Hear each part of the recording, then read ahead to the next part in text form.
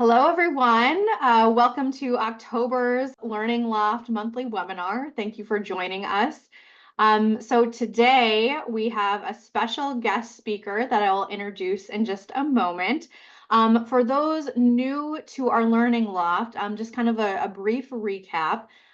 These are essentially educational webinars that we hold monthly, and we try to pivot between having educational trainings on the Joist AI platform, as well as inviting guest speakers and industry experts to come in and talk to us about AI, things happening in the industry, and that's what we'll be focusing on today.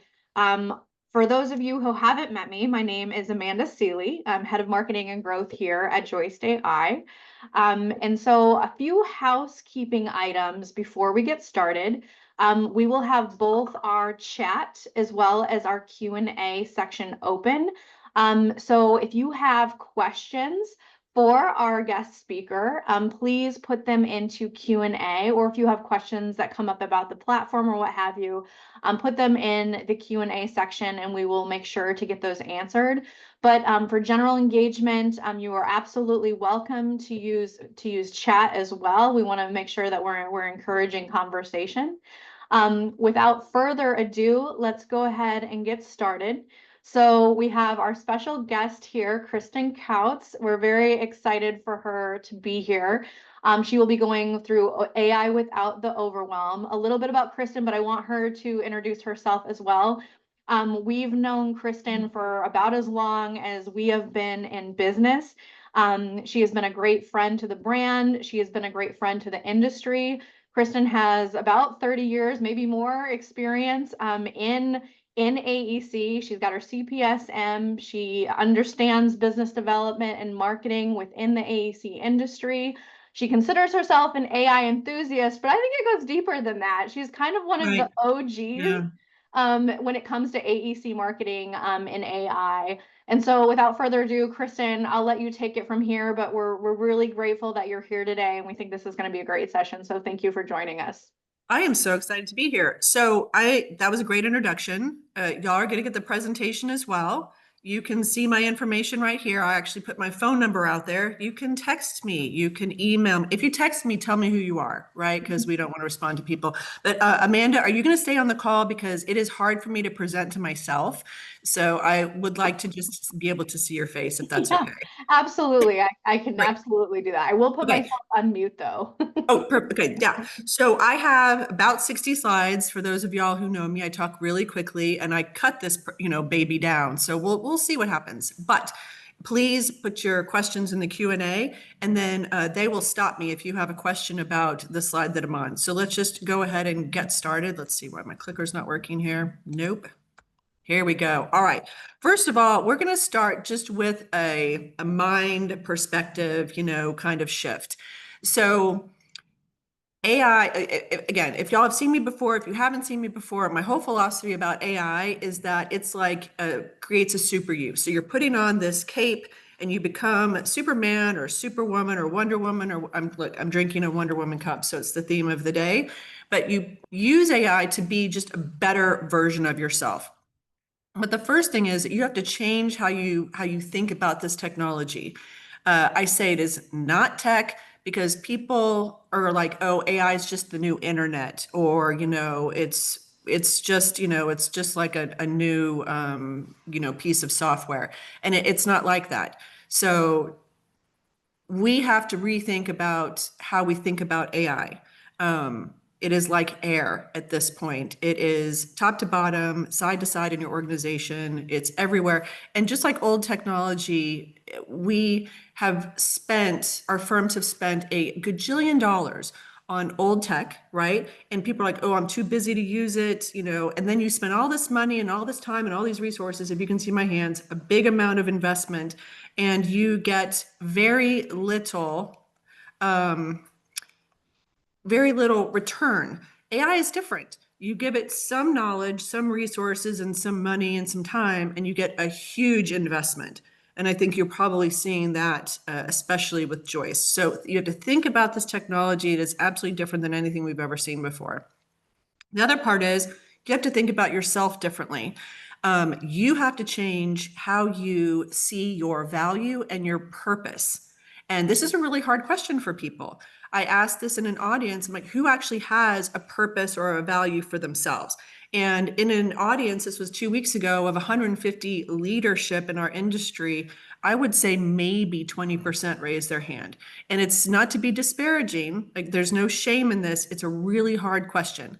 But you have to think about yourself and your role in your firm as something more than just tasks. So for a proposal person in marketing, if you just think that your entire job is sending emails, rewriting text, creating images, making a pretty layout, AI can help you with that. Obviously, Joist can help you with that. But if your purpose is redefined as you are a revenue generator for the company, you are the last piece in a long business development cycle, and that's your value, then AI can't replace you, right? AI is just going to make you better at that thing. So to be the better version of you, you can use any tool you want. My mission is to help people and teams and firms move forward with AI. It doesn't matter if I do that on screen like this, if I do it in person, if I do it through a blog post, if I do it through a training course, if I use AI to help me, if I use a person to help me, that's my value. It also will cycle back around to your entire firm, because your firm has to think about you and its employees and its entire mission value driven as well, because we will no longer be hourly rate.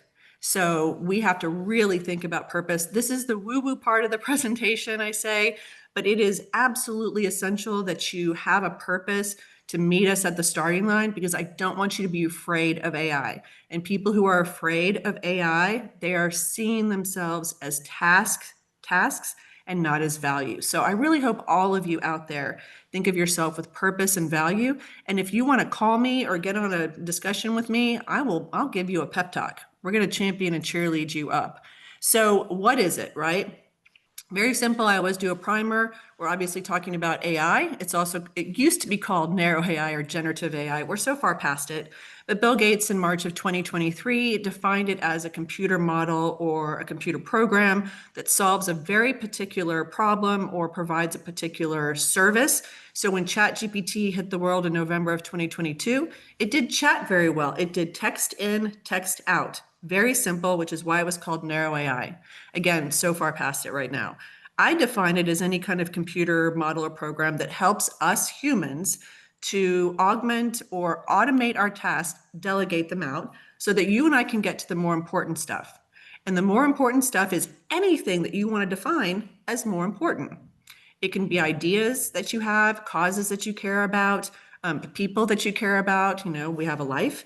But anything that you define as that important stuff, we're going to get our time back so we can go do those kind of things. In our industry, in AEC, we are relationship driven. I have heard that for 30 years. We are people. Our people make the difference. So we're going to be able to spend it with mentoring the younger generation. We're going to be able to spend it with our peers. We're going to be able to spend it with our clients. Wow, that's a thought. But currently, right now, AI excels at generating code, text, image, video, chatbots, and voice. And it can also read those same things, and I'll give you a demonstration in a little bit. But this is how it works. So very complex, but not complicated to understand. You have to give it, number one, you have to give it instructions. You have to tell it what to do. You have to give it direction. That is usually called a prompt. Two, it's going to go out and look for information from a data source or a knowledge base. Three, it's going to be trained to look at your directions or prompt and look at that knowledge base based on a computer programmer, software engineer. And then it's going to optimize an output, which is really just give you an answer.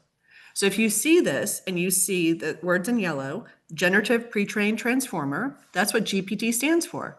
So when ChatGPT was launched, again, it was this process in chat, text in and text out. So as the pace of AI is impossible to keep up with. Before it was advancing every week or every couple of weeks. Now it's every second. But even the people in our industry, in this space who talks about AI, they're evolving the vocabulary around it.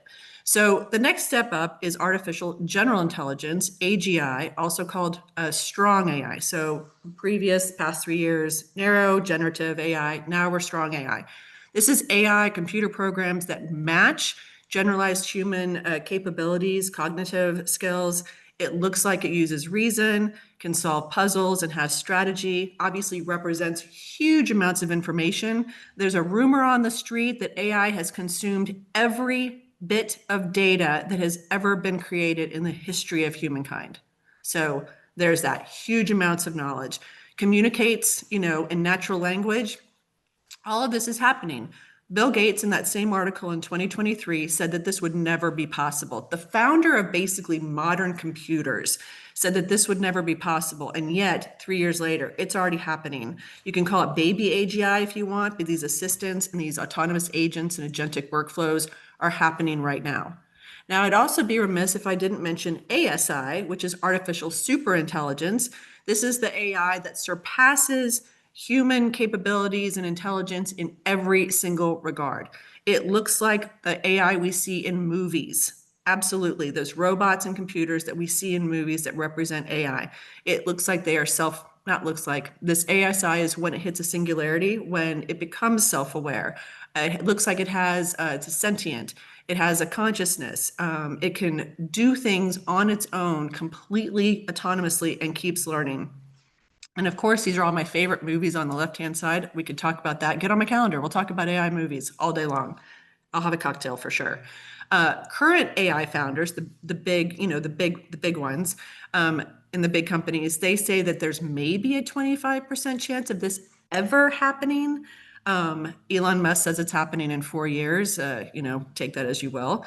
But right now, at this moment, just so nobody is really freaked out, the ASI exists purely in a theoretical discussion. There are no systems that approach this today.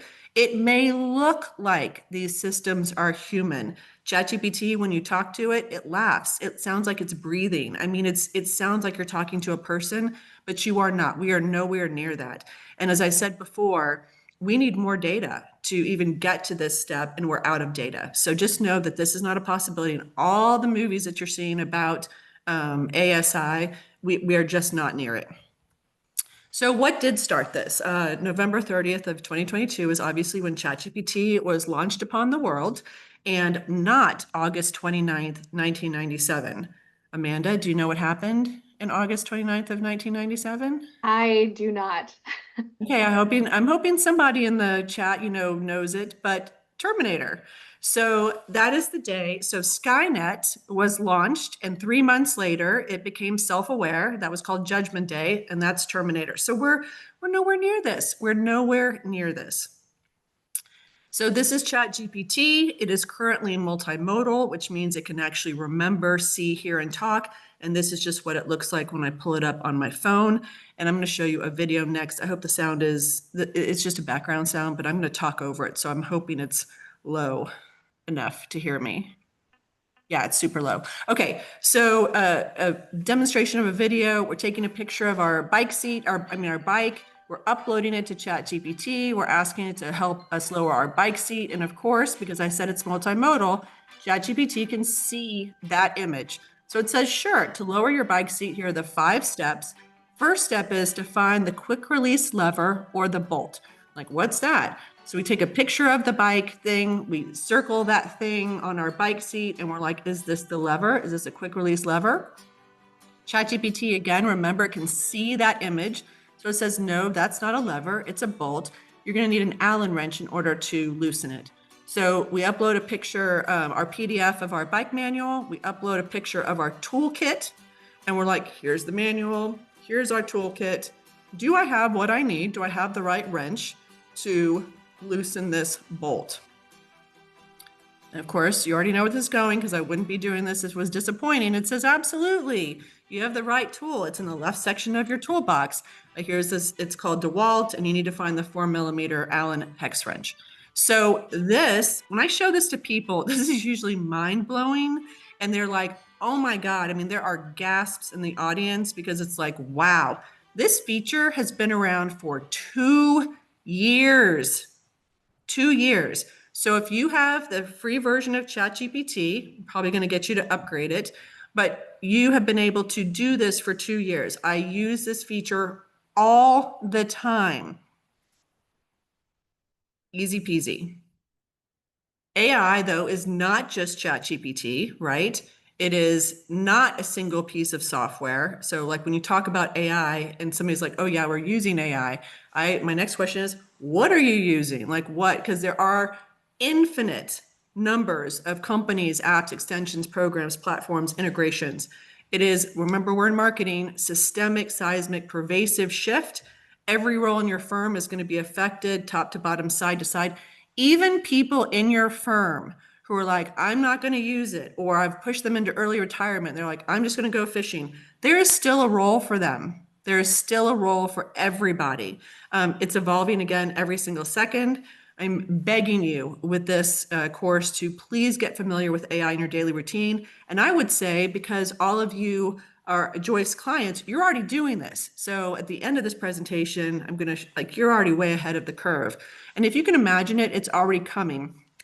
I will put a really good plug in for Joist right now. What I think is one of their best culture is that they are always improving.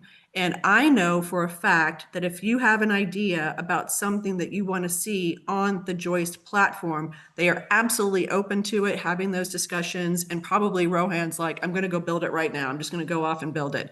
So I know that to be true, which is why I really like Joist. It's not just their technology and their AI, it's their people and their culture that is just always improving. So how do we map this to your work? So, we give this presentation and it's like, well, how do we get started? So again, remember, I'm a marketer at heart. I use lots of visuals and analogies about AI, but my favorite one is about it being a marathon.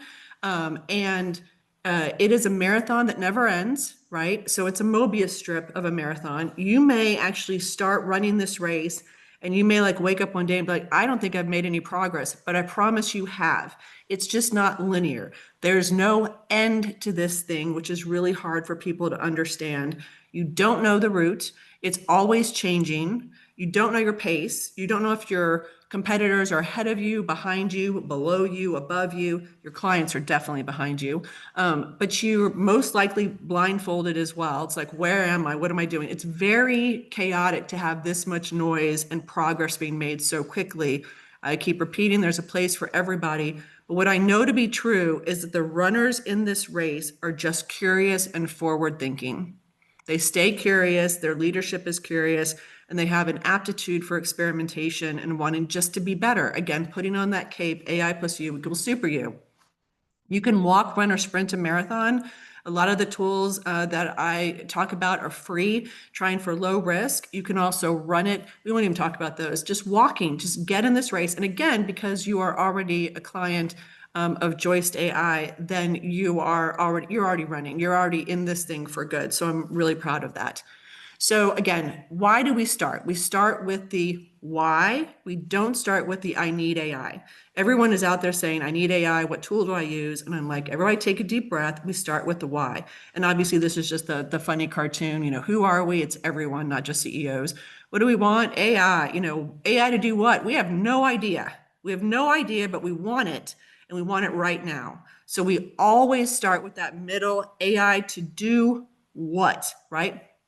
Again, when I talk about Joist and presentations, I say to the audience that, again, y'all, I always talk about Rohan, construction science from A&M, whoop whoop. And then y'all worked for Hensel Phelps. And so you weren't trying to build AI in a vacuum for no reason. You saw we all know the proposal process is broken. And so y'all built an AI platform that helped for a very specific reason to do something really particular and make something better. So we start with that why. This came out a couple of weeks ago and it was shocking. So MIT did a study and said that 95% of companies who have generative AI pilot projects, they're investing in AI tools for their people to use. 95% of those companies have failed to see a measurable return. Shocking, to my core.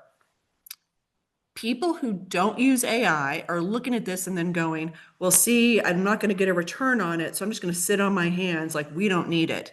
That is not how I read this at all. And the survey actually the showed that the reasoning is because it's the approach, it's the people. There is a lack of starting with your why. There is a lack of understanding about the tool. There is a lack of training and talking to your people about how to use AI and why to use it, getting over, developing your purpose and your value, getting over that fear and inertia, and just training.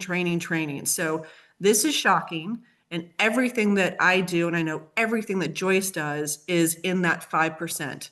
Like, we are starting with people and a use case that is really definitely needed.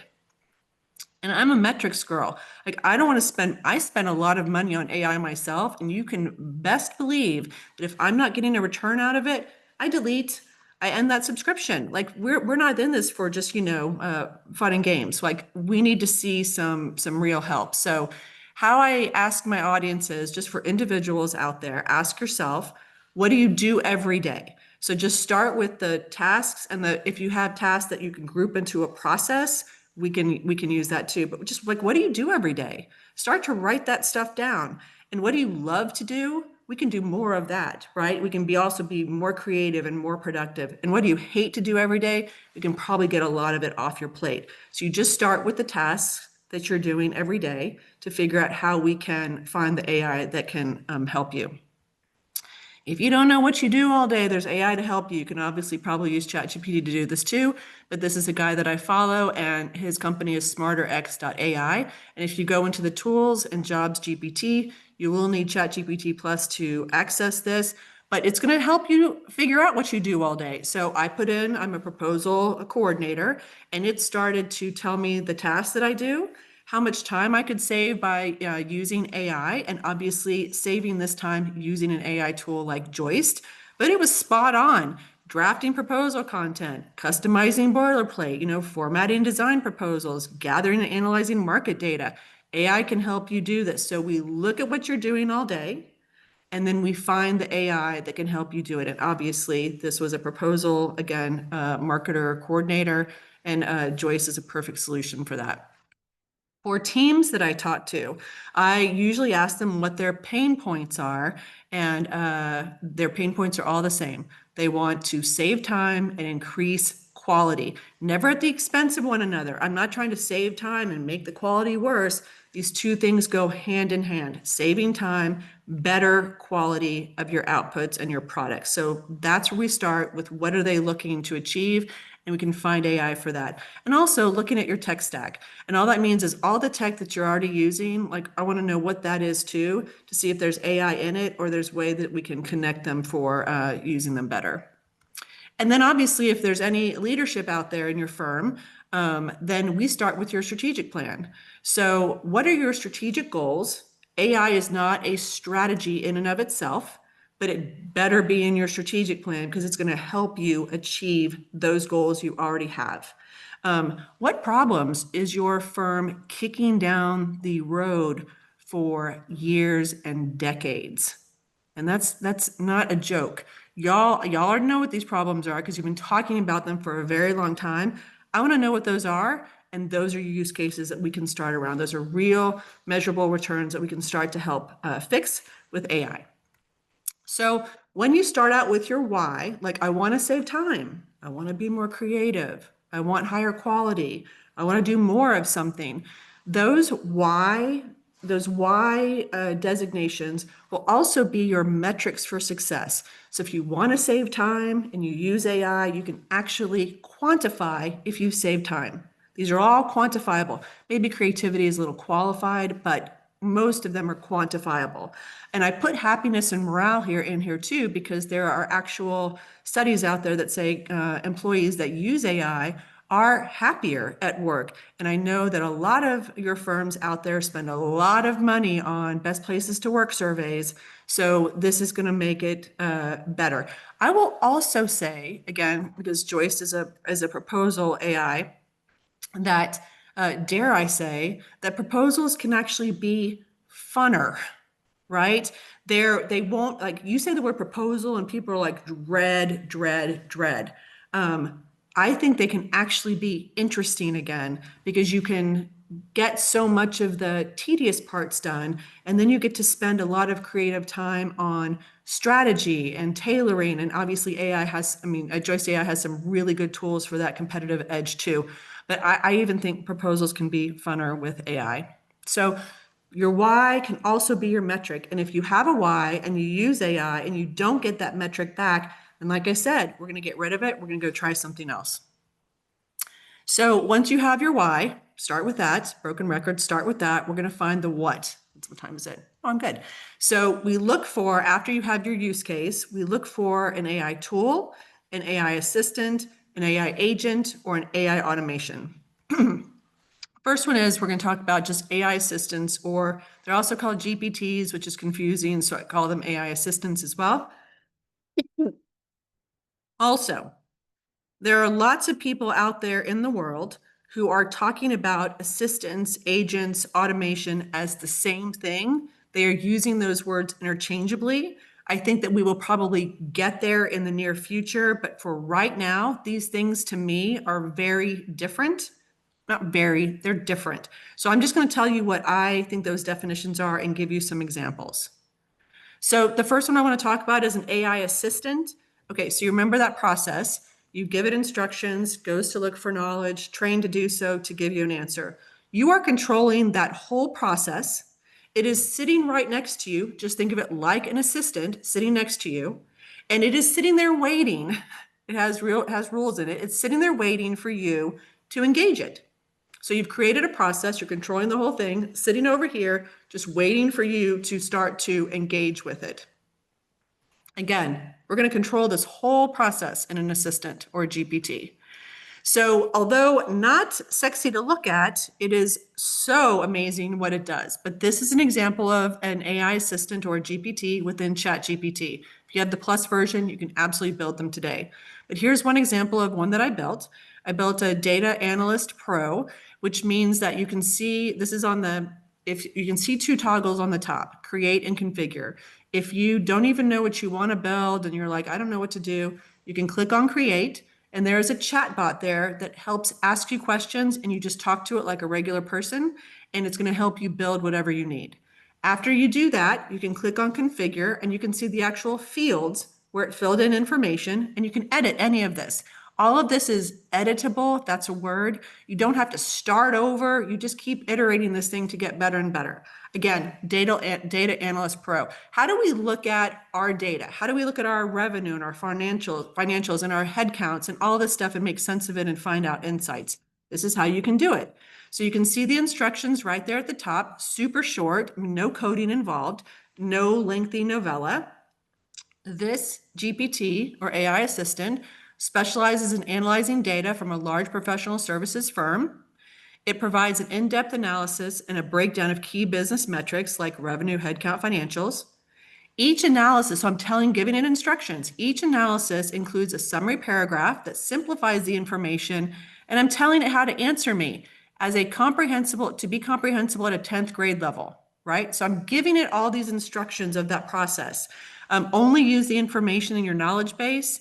And be straightforward and neutral when you give me these answers. So then you can see down in the knowledge side, on the left-hand side, I guess I could use my mouse because y'all can see that down here. I have uploaded, some PDFs, some Word documents, some Excel spreadsheets. So in my previous firm, they had a huge spreadsheet, still looking at that kind of stuff, looking at very specific fields in order for them to, benchmark how they're doing in their firm. But here AI is going to do it for you. So we upload all this stuff, and then you can see on the right-hand side that this is what it looks like for a user, and you can just start asking, here's the prompt box at the very bottom. You can just start asking things of your data. So that is a all-in-one like AI process, again, an assistant or a GPT. I've created this thing. It's just going to live in my ChatGPT platform. It's going to sit right next to me, and when I want to go engage with it, it's right there waiting for me. These are some other ones that I built just to keep your mind going. I'm going to skip the first two. So One of the ones I just built recently is an AI assessment, and if you would like to take it, I can share the link with you. But it goes through a whole series of questions just to find out if your firm is even ready for AI. A lot of people say, like, we need it, we need it, we need it, and then you don't want to pay for it or invest everything, all of the we all have the same things to barter: knowledge, money, or time. And yet firms out there, and again, I've been doing this for a long time, are like, we need it, we need it, we need it. And I'm like, do you want to invest knowledge, time, or money? And they're like, we don't want to invest any of that. And I'm like, then you're not going to get it. So like, I built this AI assessment tool. I built one that does competitor and client research. So deep diving into information about people and clients and organizations and other firms. Easy to do, so easy to do. And then creating client avatars of those same potential clients so I can talk to these assistants as if they are my potential client. And if you need me to explain that further, you just get on my calendar. It's revolutionary for business development. Anyway, lots of examples. Hopefully this will just get your mind going, but we're going to keep going. So this is Cassidy AI. It's just, I had the free version to test it out. But if you, again, don't know what kind of assistant you want to build, they have a lot of workflows and templates just kind of ready to go.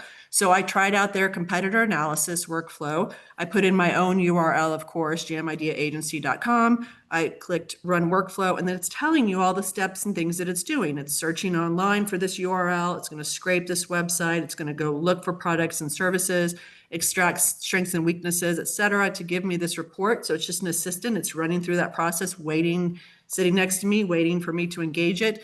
And then, of course, because I know my company really well, this is what it came up with after a couple of minutes. Super easy. So that's an assistant, right? So that is what an AI assistant does. So now AI agents or agentic workflows. This is, you have the same process: prompt, knowledge base, instructions, output, and it's going to sit next to you as well. But when you engage it, it can go off and run and do something for you autonomously, if you will. And I will give you an example because I really think examples clarify these definitions. So an agent, again, it's going to run through this process, but instead of running through this process and waiting for you to give it the next instruction, it's going to give itself the next instruction. So it's going to keep running, keep doing this thing until it comes to its conclusion and gives you an answer. And here's an example. So within ChatGPT, and again, when I talk about ChatGPT, I'm not a paid affiliate. It's just a great AI tool with lots and lots of features for $20 a month. There's Google Gemini, there's Perplexity, there's Anthropic Claude. There's lots of them out there. They all kind of have very similar features. When one comes out with one, the other one says, hold my beer, and comes out with the same thing. But this is just an example. So just know, if you don't like ChatGPT, lots of platforms out there can do this.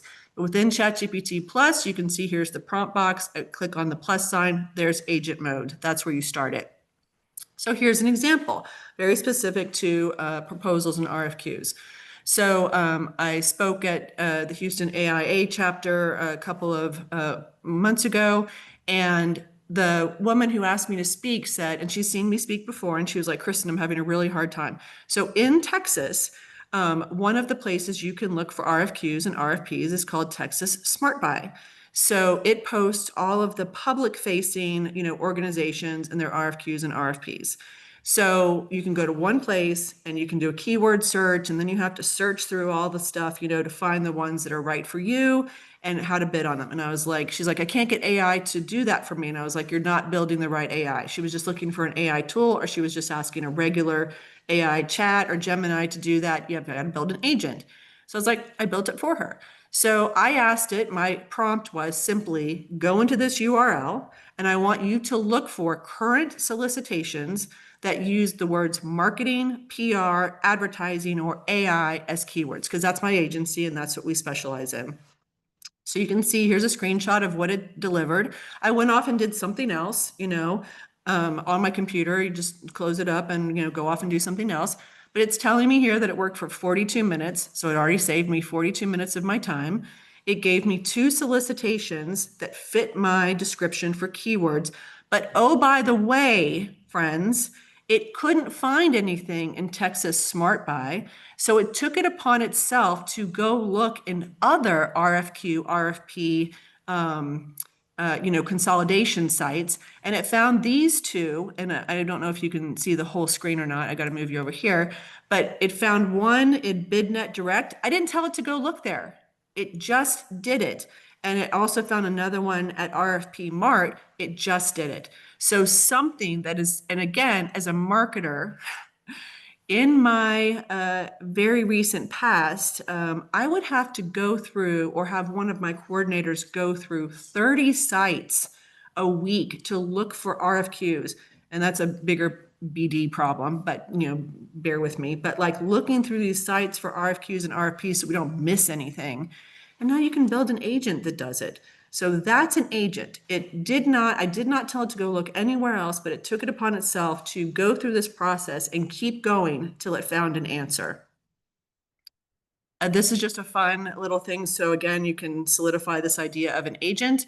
This is still on ChatGPT. I hate to grocery shop. I have Instacart. So I said, please go to Instacart and buy me strawberries, dial soap, and milk. So you can see here, it tells you exactly what it's doing. And the first couple of times you'll want to watch it because it's just fascinating, but it's opening up HEB, which is a grocery store in Texas.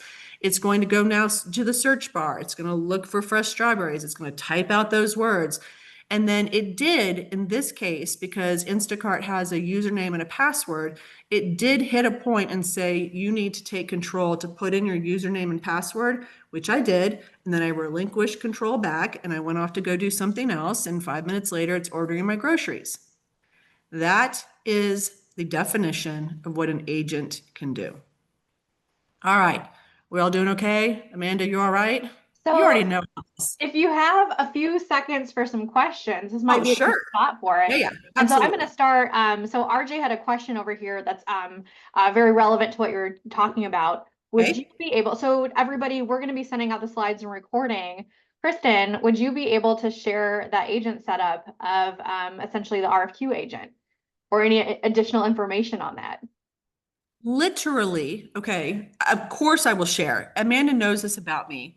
A rising tide raises all ships. I am an open book. You can call me and ask me anything. I will never, ever gatekeep. In this regard, again, this is ChatGPT in the ChatGPT Plus, so the $20 a month version. In the prompt bar, agent mode, it opens it up, right? It's just a new prompt bar, but it has agent mode in it. And I really just said, I promise you, I gave it the URL for Texas Smart Buy and said, here's the URL. Burm, burm, here it is. I want you to go look for solicitations that use these 4 keywords, marketing, PR, advertising, and AI. I also said, I don't want solicitations that are closed. I want them to be open. I want to know that I can submit. I don't want them to be already passed. Easy as that. And then I pressed, like the go button, whatever that is, the little arrow that says, go off and do your thing. That's as easy as it is. Easy. You cannot break AI. You cannot break it. So your job is to open it up and experiment as much as you want and push the envelope as hard as you can to figure it out. It is truly about throwing you in the I'm not even gonna say deep end because there's nothing overwhelming. It seems overwhelming, but there's nothing really overwhelming. I'm throwing you in the shallow end. You just stand up. There's this joke in Texas where if you fall out of the boat in the bay, it's like you don't thrash around, you just stand up. Like that's AI. You just stand up and you're going to be fine. You got to push the envelope. But whoever asked that question, if you get on my calendar, I will walk through it again step by step in a live demo for you, 100%. Any other And questions like And that? I'll resend Kristin's information too, so everybody has it available. I've got a Perfect. couple more questions, Kristin. Okay. So changing topics a little bit. This is a great one. Many people have raised concerns about the environmental impact of AI, particularly the energy demands of training and running Yep. large models. How do you Yep. balance the benefits of AI innovation and the environmental toll it takes? Okay. It's a great question. I do an entire module on like data privacy, security, and inherent challenges, and we talk about that. It is astronomical and it is awful. I also have environmental clients, and so they're like, well, what do we like? How do we reconcile this kind of moral, ethical dilemma that we have? And here's what I'm going to say. It's right or wrong. It's just how I feel about AI in general. I believe the good of AI as a whole is going to solve really big problems for humanity. I am one of those that thinks AI is going to cure cancer, cure diseases that have previously been incurable, if humans will let it, right? So again, I'm not talking about politics or big money and how, big pharma and stuff like that. If humanity can get its act together to use AI, we are going to be able to solve really big problems. I believe at some tipping point, AI is going to help us also solve environmental and sustainability and climate change. I believe that to be true. It is in my DNA that it is going to help us with those big problems. That is a problem that I myself, as my person, cannot. I guess I could go out and be a Greta Thunberg. I'm not too old, right? I could put my hair in some pigtails and go do it. Be that, Jane Goodall just died. We could champion, animal rights, et cetera, et cetera. I could be that person. But full stop. I believe AI will solve problems for us if humans will let it. And then on the topic of energy consumption, so we talked about Skynet already, Yeah. if you know where I'm going with this. So, and this is one thing that I think about as well. So with energy consumption, not everybody, but so many of us will say, please, thank you to chat when we're talking to it. How much energy is that taking? Should we drop saying that thing? Should we be worried about Skynet? I will say the individual who asked this question, I know her well, and I don't know if she'll ever break. She's too kind of a person not to say please and thank you. But what's your thoughts on that? This is a joke. Like, I have always said please, and I've kind of started to drop it lately, but it's not so demanding. But I have said thank you to it. I was like, and I give it feedback, like that's a great answer, or that's not a great answer. This was wrong or awful. But I used to say, when the Terminators come, they'll just scan me and they'll see a friendly and leave me and my cats alone, and that's a joke, but it's serious repercussions. I have friends that are very anti-AI. So these are really big. We have some serious things to think about. I also think in our industry for AEC, I always end my presentations by telling all of you out there, I expect really good things from this industry. I expect much better from our industry. We have creative, really good intended people.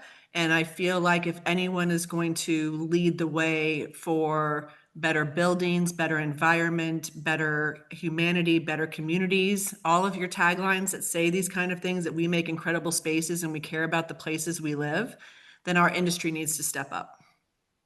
Perfect. All right. Well, then let's continue with AI All right. automation. Okay, here we go. All right.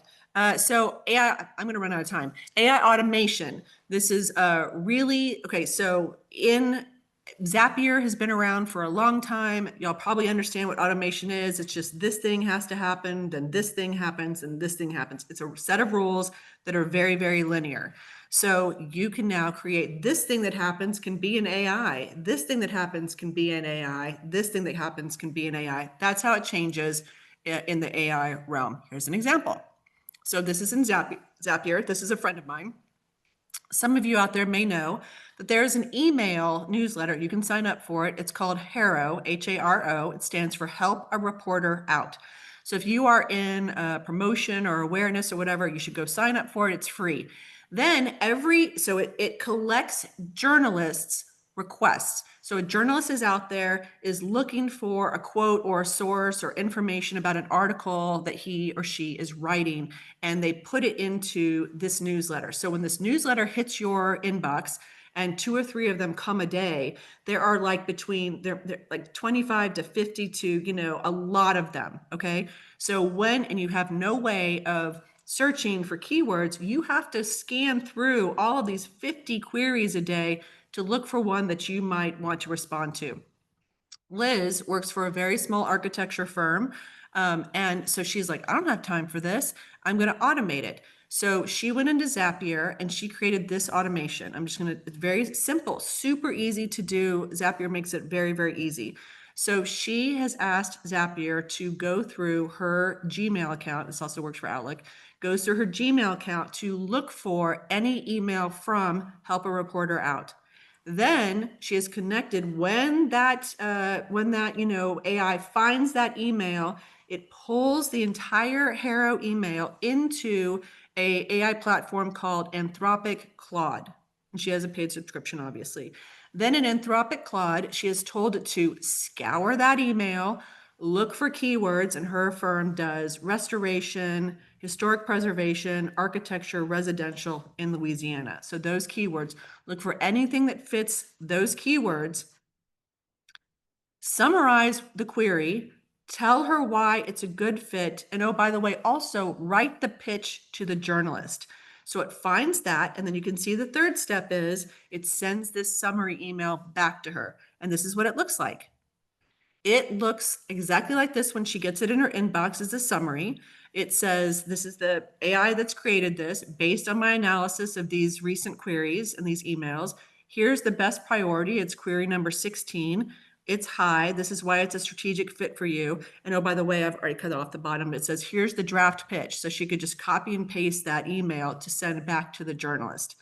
That is an automation. Again, it is steps, and she never has to touch this again. It runs in the trigger to run every day or to scour her emails. So when it finds that email, that's its first trigger.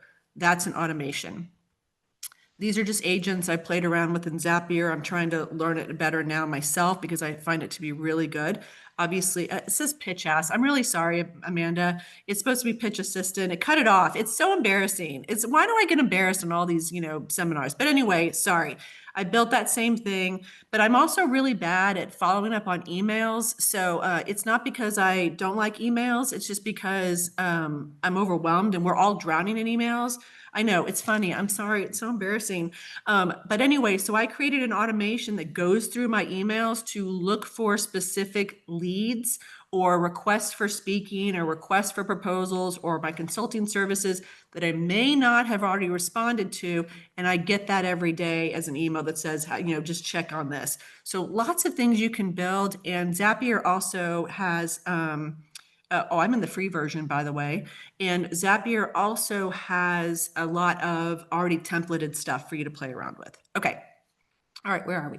Okay, so the why, you have you have your purpose, and then you have your why, and then you have your what, and then the how do I use it? We all have the same 3 choices. Find it in an enterprise solution that you already have, buy it off the shelf, or build your own. So the enterprise solutions, our firms give a lot of money to these really big vendors, like a Microsoft, like an Autodesk, like an Adobe, right?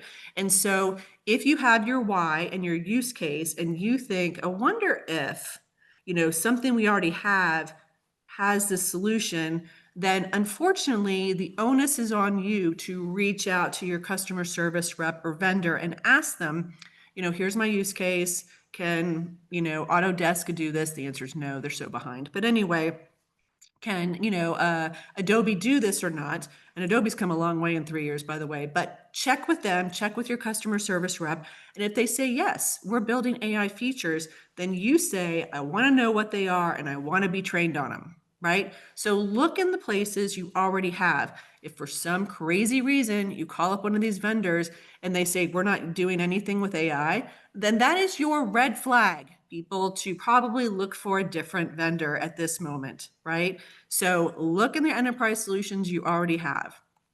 Second, when you have your use case or your why, somebody out there may have already built it. So again, when I talk about Joist, I'm like, we had a problem. When I ask people what they hate to do all the time, everybody in my audience, I'm like, is anybody thinking about proposals? It's a majority of people. And I'm like, well, here's Joist. They are an off-the-shelf solution. They have already built this solution for us for this proposal process. So that's just one example.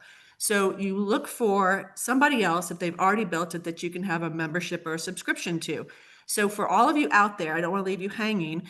If you have a use case, then these 3 links are places you can start to look.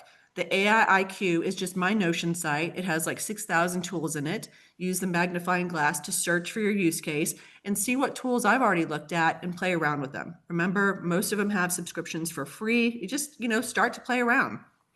AI and AEC Hub. It is an AI assistant / GPT, so you have to have ChatGPT Plus to access it. But this is a friend of mine who specializes in the technical side and looks for AI in architecture or engineering or construction really specifically. A lot of our tools overlap. He's really specific in that. So if your design teams already have a use case, this is a great place to look.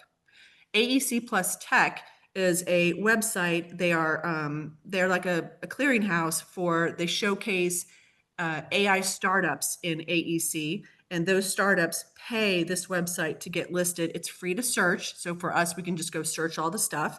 But that's also a great place to look if your design teams have a very specific use case. So start there.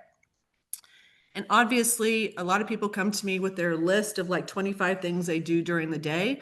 And I guarantee that ChatGPT for $20 a month can probably handle, 50 to 70% of those whys with all of the features that it has out there at the moment.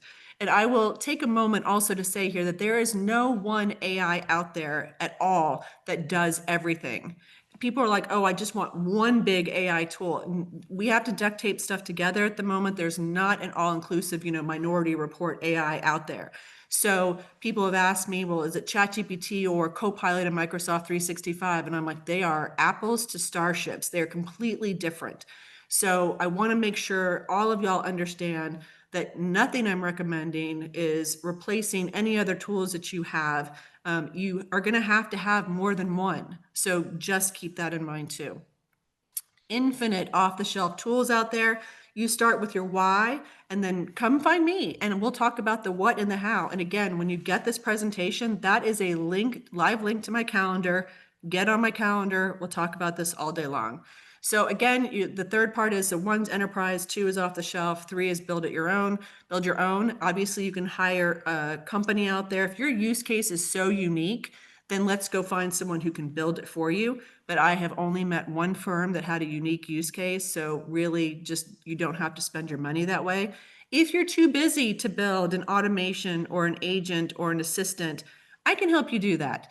I mean, I want you to know that you can do it yourself, but I also know that everyone on this call has a real job and is already up to their, ears with work. So hire me. I can build it for you. Or again, you can do it yourself and I can, help you do that too. So we're wrapping up to the seismic shift again, that this is the least advanced that AI is ever going to be. In fact, when we get off this call, I guarantee Joist has already had a new feature and an update. Like, we are advancing every second, but this is the least advanced AI is ever going to be. All right, I'm going to show this really quick video. And Amanda, tell me if you can hear the sound. Does it need sound? I don't hear anything just yet. Okay, let's Yep, here goes. Tell me when you see something that makes sound. Can you hear it? I see a speaker, which makes sound. What is that part of the speaker called? That is the tweeter. It produces high-frequency sounds. Give me a creative alliteration about these. Creative crayons color cheerfully. They certainly craft colorful creations.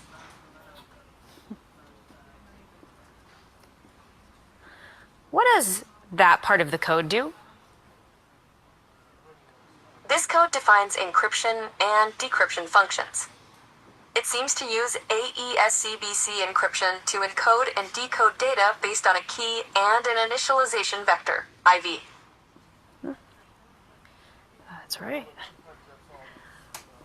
What neighborhood do you think I'm in? This appears to be the King's Cross area of London. It is known for its railway station and transportation connections. Do you remember where you saw my glasses? Yes, I do. Your glasses were on the desk near a red apple. They're on your head, Kristin. They're on your head.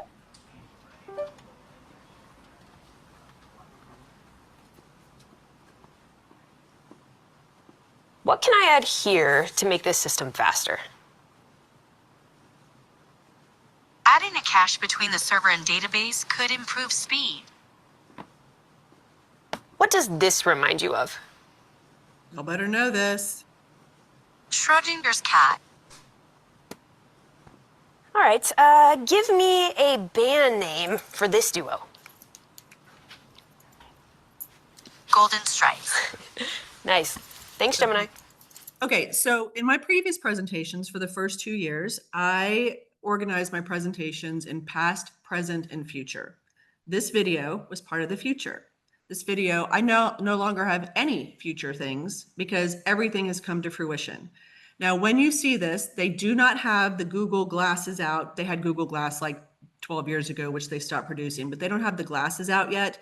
But everything that you just saw on that phone of it looking and seeing and hearing what you're doing is what I was showing you you can do with ChatGPT Plus in advanced voice mode on your phone right now. Done. You can absolutely do that. So again, future is actually today. And if you have a Google Pixel phone, you can go to Google Labs. Google Labs, I think it's labs.google, is a great place to experiment with some Google applications. But Project Astra is on there and you can download it to your phone. But you can do this with your phone already. This is not secret sauce, people. It's already out there in a $20 membership per month. Okay, this is the least advanced you are ever going to be. Amanda, I'm running out of time, but it's only because we had questions. So I'm going to keep going. This is the least advanced you are ever going to be. First of all, you're already using Joist. You're ahead of the curve, but I'm really hoping that after this conversation, you have like a better understanding of the possibilities and the opportunities in front of you. I use this curve, right, to ask people where they are right now, but because you're already using Joist, you definitely are sitting in the early majority, I promise you.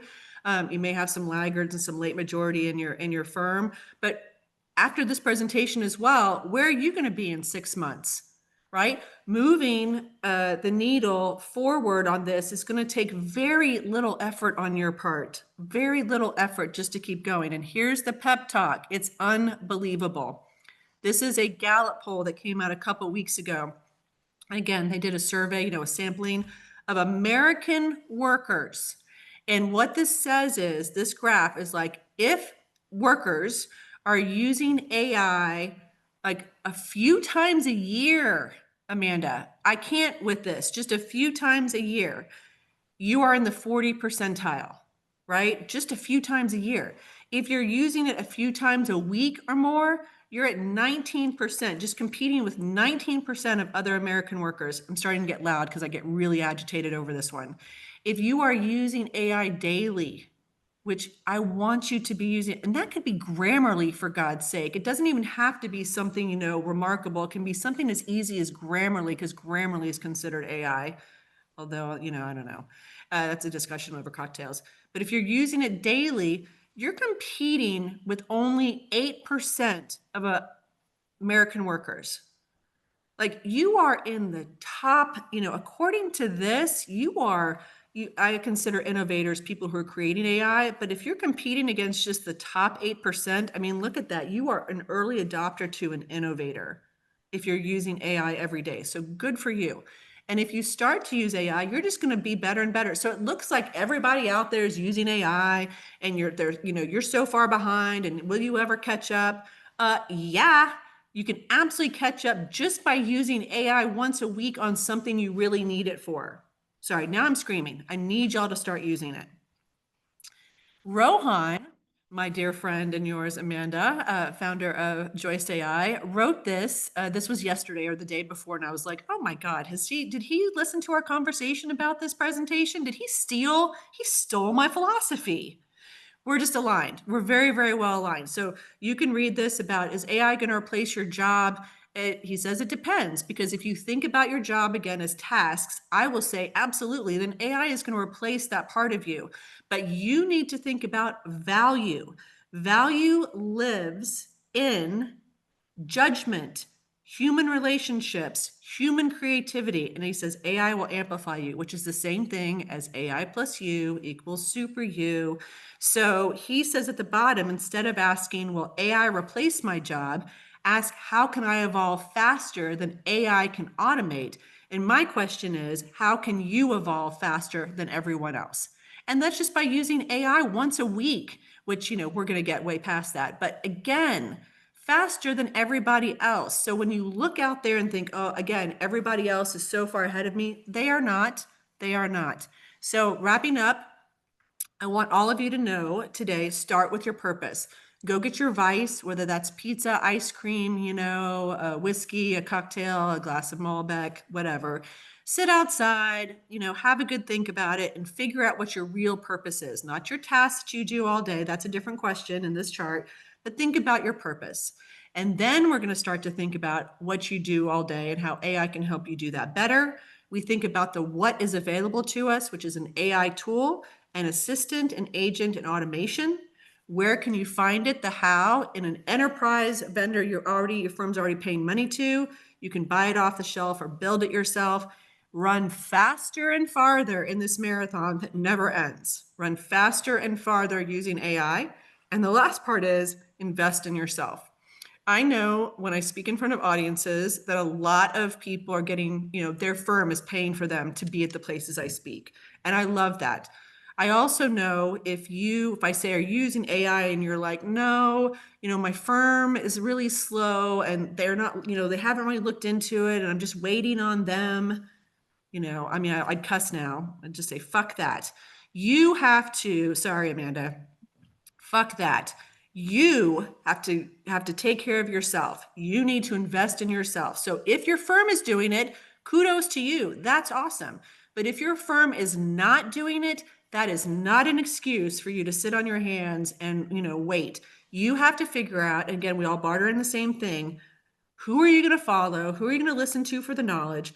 What kind of time are you going to expend? And what kind of money are you going to invest yourself? And at this point, again, your firm's already paying for Joist, which is awesome. Again, get out your $20. It is just like, get out your $20.